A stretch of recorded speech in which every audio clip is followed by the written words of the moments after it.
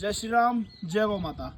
तो भाइयों, आजकल आप वीडियोस देख रहे होंगे और सरकार भी बच्चों की छुट्टियां करने का ऐलान कर रही है।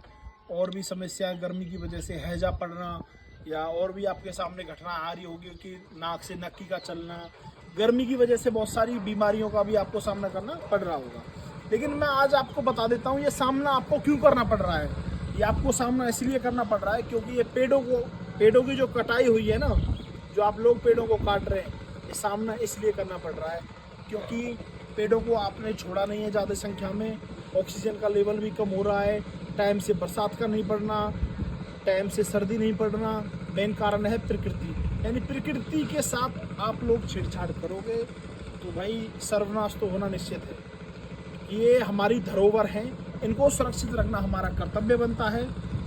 इसीलिए हमने विकल्प, ये पेड़ की लकड़ी की जगह पे विकल्प सब्स्टिट्यूट तैयार किया था, गोबर की लकड़ी। कोयला की जगह पे किया था हमने बायोकोल। लेकिन समस्या कहाँ आ जाती है, लोग यूज़ करने में और एक रेगुलरिटी में जो धंधे बने हुए हैं ना भाई, बड़े बड़े जो माफिया हैं, पेड़ों के माफिया हैं, बड़े बड़े जंगलों को काट कर बेच देते हैं, तो बहुत बड़ी समस्या है। इस चीज़ पे सरकार को भी कदम उठाना चाहिए क्योंकि हम जितना प्रयास करना चाहें इसमें कर सकते हैं। हर गौशाला, हर एक ज़िले में कम से कम 2-2 प्लांट लगाकर गोबर की लकड़ी को बनाकर, पेड़ की लकड़ी की जगह आप उसको बेचकर लाखों पेड़ों को आप बचा सकते हैं। सीधा सिंपल फंडा यही है। इसका विकल्प है जो वो ये है भाई, पेड़ों को मत काटो। ये आज टेम्परेचर आप सुन रहे होंगे कि 45 डिग्री से 55 डिग्री जा रहा है, कि भाई 60 भी जाएगा, लोग जलने भी लगेंगे आने वाले टाइम में। यदि आपको प्रकृति से छेड़छाड़ नहीं करनी है तो पेड़ों को काटना आप बंद करें, पेड़ लगाने पे ध्यान दें, पेड़ों को काटना नहीं है आपको। ये मेरा आपसे निवेदन है कि यदि आप ज़्यादा संख्या में भाई पेड़ों को काटोगे तो नुकसान हमारा नहीं, आने वाली आप जनरेशन का भी कर रहे हो। क्यों? जब आप क्या देके जा रहे हो आप अपनी जनरेशन को, नेक्स्ट जनरेशन के लिए आप क्या करोगे भाई? आप प्रकृति को नहीं छोड़ के जा रहे, आप पेड़ों को ही नहीं छोड़ के जा रहे, तो आप, मैं नहीं मानता आप कुछ उनके लिए छोड़ के जा रहे हो। आप बीमारियां दे के जा रहे हो उनको, और कुछ नहीं।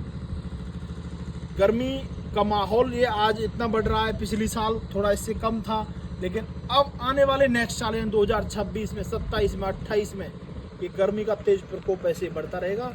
ये जो तापमान है और मात्रा में ऊपर जाता रहेगा। दिल्ली जैसे शहरों में, जयपुर जैसे शहरों में, जैसे पिछली साल आपने देखा होगा पानी का छिड़काव चल रहा था ना, तो उसी हिसाब से ये आपके गांव में भी आ जाएगा।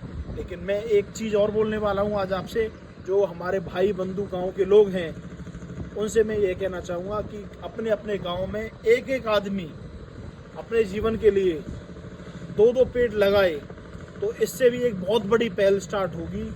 आप लगाएं, 2-2 पेड़ से शुरुआत करें, मैं कह रहा हूँ, और एक से शुरुआत करें। संख्या कितनी है हमारे देश में? 140 करोड़ लोग हैं। यदि 140 करोड़ लोग 2-2 पेड़ से लगाएंगे तो आपके लगभग 300 करोड़ पेड़ हो जाएंगे।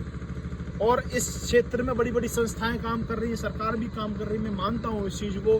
पेड़ लगाने के लिए भाई, पेड़ लगाओगे तो आने वाली जनरेशन के लिए आप कुछ छोड़ के जाओगे, आपका जीवन भी स्वस्थ रहेगा और एक अच्छा प्रभाव इससे पड़ेगा।